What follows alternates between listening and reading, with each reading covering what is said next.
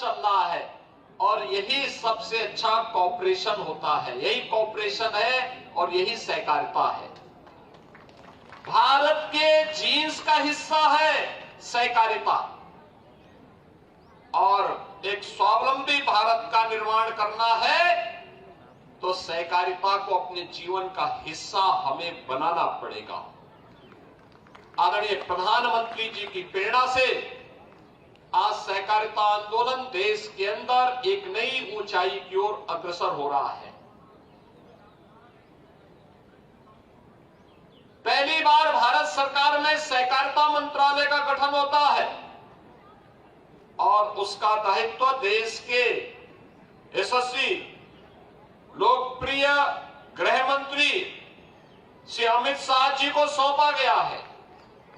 आज तेजी के साथ सहकारिता का आंदोलन पूरे देश के अंदर हर गांव को, हर गरीब को, हर किसान को, हर नौजवान को, हर महिला को इस अभियान का हिस्सा बना रहा है। हमें समाज को स्वावलंबन की ओर अग्रसर करना हो, परस्पर समन्वय और सहकारिता के माध्यम से कुछ नयापन लेकर के आना है तो सहकारिता आंदोलन के साथ हम सबको जुड़ना पड़ेगा। और मुझे प्रसन्नता है कि पिछले कुछ वर्षों के अंदर उत्तर प्रदेश के अंदर सहकारिता आंदोलन एक नई सकारात्मक दिशा की ओर अग्रसर हुआ है।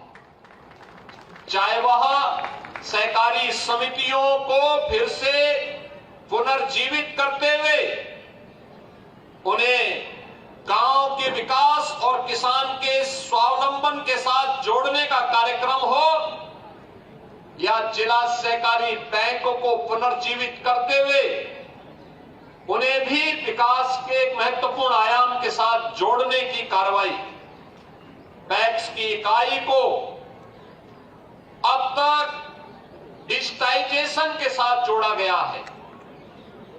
हमने वहां की एक लिमिट तय की 10 लाख रुपए।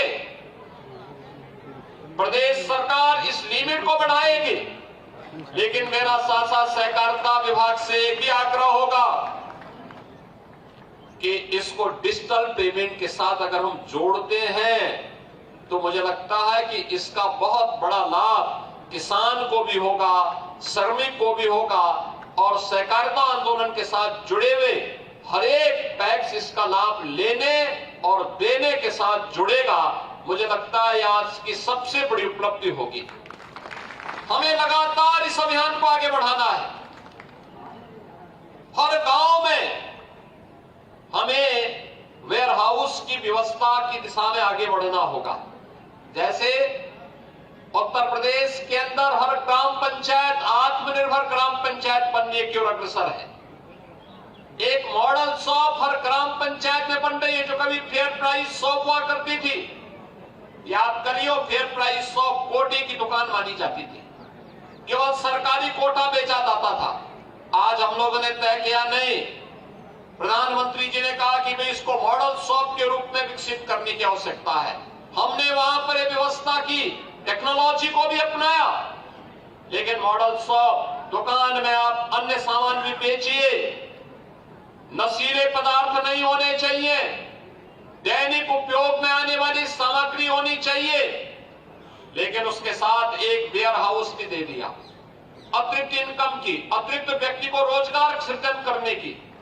आज हर ग्राम पंचायत 5 से लेकर 7 नए रोजगार का सृजन भी कर रहा है और साथ साथ इसके माध्यम से हम नए लोगों को आगे बढ़ने के लिए प्रेरित भी कर सकते हैं। गांव की उपज को गांव के अंदर भंडारण करने की सामर्थ्य।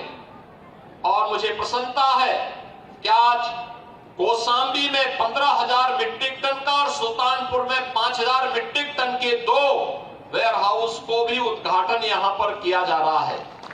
ये केवल अब जनपद स्तर पर नहीं, हर ब्लॉक खंड स्तर पर वेयर हाउस बने, हर ग्राम पंचायत में भी इस प्रक्रिया को हम आगे बढ़ा सकेंगे। इस विश्वास के साथ आज के इस अवसर पर रन फॉर कॉपरेशन के मैं शुभारंभ की घोषणा करता हूं। पूरा वर्ष सहकारिता आंदोलन के रूप में गांव, गरीब, किसान, नौजवान, महिलाएं और समाज के प्रत्येक तबके को जोड़ने में सफल होगा। इस विश्वास के साथ आप सबको मैं गणतंत्र दिवस की और सहकारिता वर्ष के शुभारंभ की हृदय से बधाई और शुभकामनाएं देते हुए सहकारिता विभाग और विभागीय मंत्री के रूप में श्री जेपीएस राठौर जी के नेतृत्व में जो कार्य विभाग कर रहा है वह एक उल्लेखनीय और सराहनीय प्रयास है। मैं इसके लिए विभाग को भी हृदय से धन्यवाद देते हुए आप सबके प्रति अपनी शुभकामनाएं देता हूं।